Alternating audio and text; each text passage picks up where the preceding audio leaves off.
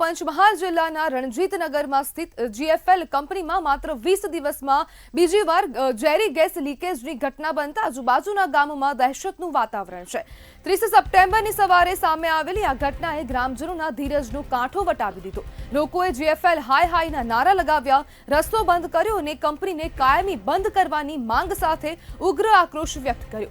જ્યાં 10 સપ્ટેમ્બરના ગેસ લીકેજમાં 2 લોકોને જીવ ગુમાવવો પડ્યો હતો, ત્યારે આજે ફરી એવા જ દ્રશ્યો સામે આવ્યા છે। ધુમાડાના ગોટે ગોટા ઘરોમાં પ્રસરી રહેલો ગેસ અને જીવ બચાવવા ઘર છોડતા લોકો।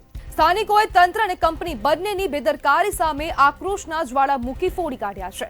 પ્રશ્ન ઉઠે છે કે માત્ર 20 દિવસમાં બીજી ઘટનાને કેમ અટકાવી નહોતી? શું પહેલાના મોતથી પણ તંત્ર શીખ્યું નહોતું? ઘટના સ્થળે પોલીસ પહોંચી અને ગામ લોકોનું સ્પષ્ટ કહેવું છે કે અમારે જીવ બચાવવાનો છે, કંપની અહીંયા ના જોઈએ। જ્યારે ઇન્ડસ્ટ્રીયલ વિકાસના નામે માનવ જીવ ગુમાવે ત્યારે એ કેવો વિકાસ છે? પંચમહાલના રણજીતનગરમાં ફરી એકવાર એ જ સવાલ ઉઠ્યો છે કે સુરક્ષા પહેલા છે કે પછી નફો?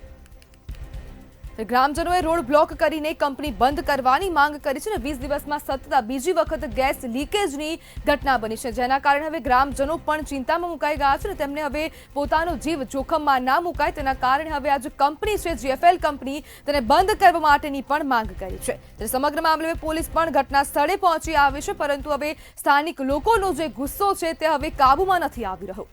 ત્યારે ગામ લોકો દ્વારા ચક્કાજામ કરવામાં આવ્યો હતો અને અનેક વિરોધ પ્રદર્શન પણ કરવામાં આવ્યા હતા। ગુજરાત ફ્લોરો કેમિકલ્સ કંપનીમાં ગેસ લીકેજથી ચકચાર મચી જવા પામી હતી અને આ 20 દિવસમાં સતત બીજી વખત આ ઘટના બની છે। ગેસ લીકેજ થતાં કંપનીના કામદારોમાં ભારે ભાગદોડ મચી જવા પામી હતી। 20 દિવસ પહેલા 2ના મોત થયા હતા અને લોકોમાં આક્રોશ જોવા મળી રહ્યો છે અને ઘણા લોકો ઘાયલ થયા હતા અને આજે સવારે જે ગેસ લીકેજની ઘટના બની તેમાં અનેક કામદારો કંપનીમાં હાજર હતા અને તે સમયે હવે સમગ્ર કંપનીમાં ભાગદોડ પણ મચી જવા પામી હતી। જે ગ્રામજનોને આ સમગ્ર મામલે જાણ થતા તે લોકો પણ હવે બહાર આવી પહોંચ્યા હતા અને આજે ગેસ લીકેજ થયો હતો તે ગામ લોકોના જે આસપાસમાં જેટલા પણ ઘરો છે ત્યાં પ્રસરી ગયો હતો અને તે બાદ હવે ગ્રામજનો પણ રોડ પર ઉતરી આવ્યા હતા। જ્યારે રોડ બ્લોક કરીને ગ્રામજનો દ્વારા કંપની બંધ કરવાની પણ માંગ કરવામાં આવી છે। તેની સાથે કોંગ્રેસના નેતા અજીતસિંહ ભાટી જોડાઈ ગયા છે। અજીતભાઈ, કેમિકલ્સ કંપનીમાં ફરીથી ગેસ લીકેજ થયું છે, શું કહેશો? પંચમહાલ જિલ્લામાં જે ગુજરાત સૌર કંપની આવેલી છે એનો ઇતિહાસ જોઈએ તો જ્યારથી આ કંપનીની આ જિલ્લામાં સ્થાપના થઈ છે ત્યાર પછી અવારનવાર અનેક વખત ત્યાં અકસ્માતોના અને ગેસ લીક થવાના બનાવો અને એ સંકુલમાં નાની મોટી ઘટનાઓ ખૂબ જ મોટા પ્રમાણમાં બને છે અને ભૂતકાળમાં પણ 7 લોકોના મૃત્યુ થયા હતા। ત્યાર પછી હમણાં પણ એક ઘટના બની અને આજે પણ એક ઘટના બની। એટલે જે આ કેમિકલ આઇટમ બનાવતી આ ફેક્ટરી છે એ સમગ્ર પંચમહાલ જિલ્લાના ઘોઘંબા તાલુકાના રણજીતનગર પાસે આવેલી છે અને એનાથી સમગ્ર આજુબાજુના લોકોને પણ ખૂબ જ ગંભીર અસર થાય છે, સાથે વાતાવરણ પણ ડોળાય છે અને ખેડૂતોની રજૂઆત અને અવારનવાર આ વિસ્તારના લોકોએ ઉચ્ચ કક્ષાએ સુધી રજૂઆતો કરી છે। પંચમહાલ જિલ્લાના કલેક્ટરશ્રીને પણ રજૂઆત કરી છે, પરંતુ આ અંગે કોઈ પણ સમાધાન થયું નથી કે કોઈ પણ નિરાકરણ ન આવવાના કારણે અને આ જે ઘટનાઓ બને છે એ તંત્ર પણ અને જે કંપની છે। અજીતભાઈ, શું રાજ્યમાં લોકોના જીવ ગુમાવીને વિકાસ થશે?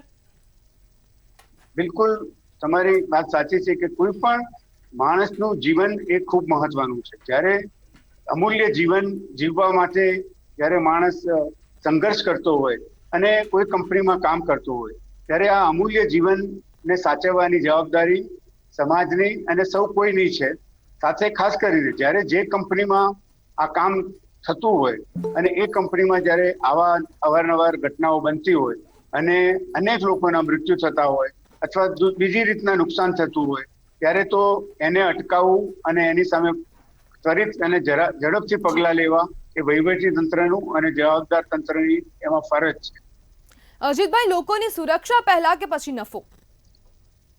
સુરક્ષા એ મહત્વની બાબત છે, કારણ કે આજે સમગ્ર જે રણજીતનગર ગામ છે જ્યાં ઘોઘંબા તાલુકામાં આવેલ છે એ આ ફેક્ટરી જ્યારથી શરૂ થઈ છે ત્યારથી અનેક પ્રશ્નો અને અનેક સમસ્યાઓ ઊભી થઈ છે।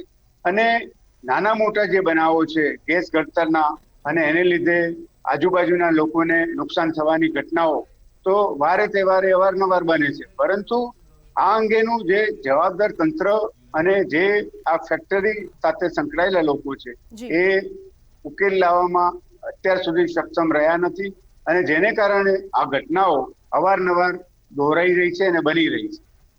અજીતભાઈ, ગામ લોકોની માંગ છે કે આ કંપનીને તાળું વાગે, તો આપણે શું લાગે છે, તંત્ર હવે આ કંપનીને તાળું મારશે? બિલકુલ, આ વાત તો છેલ્લા 15-20 વર્ષથી જ્યારથી આ કંપની શરૂ થઈ અને લોકોની જે સમસ્યાઓ પેદા થઈ, ખાસ કરીને જ્યારે આ કેમિકલ કનેક્શન સાથે જોડાયેલી ફેક્ટરીનું પાણી અને પ્રદૂષિત થાય છે, તો સમગ્ર રણજીતનગર અને ઘોઘંબા તાલુકાના ગામોમાં જમીનને પણ ભારે નુકસાન થયું છે. જી પીવાના પાણીમાં, બોરના પાણીમાં પણ આજે કેમિકલ અને પીળા કલરનું તત્વ બહાર આવે છે અને ખેડૂતોની ખેતી થતી જ નથી. તો આ સંજોગોમાં તો આ ફેક્ટરી બંધ થવી જોઈએ, અથવા આ ફેક્ટરી સારી રીતના ચાલે અને આ જે ઘટનાઓ છે અથવા નુકસાન કરતી બાબતો છે એ ન બને એ માટે તો સરકારે અને આ જે કંપની છે, ફેક્ટરી છે, એના લોકોએ તો વિચારવું ખૂબ જ જરૂરી અને આવશ્યક છે. જી બિલકુલ અજીતભાઈ, જોડાવા બદલ આપનો આભાર. ત્યારે પંચમહાલના ઘોઘંબામાં ફરીથી એ જ કંપનીમાં 20 દિવસમાં આ બીજી વખત ગેસ ગળતરની આ સમસ્યા જોવા મળી હતી, ને 20 દિવસ પહેલા પણ 2 લોકોના મોત થયા હતા, જ્યારે હવે ગ્રામજનોમાં પણ આક્રોશ જોવા મળી રહ્યો છે.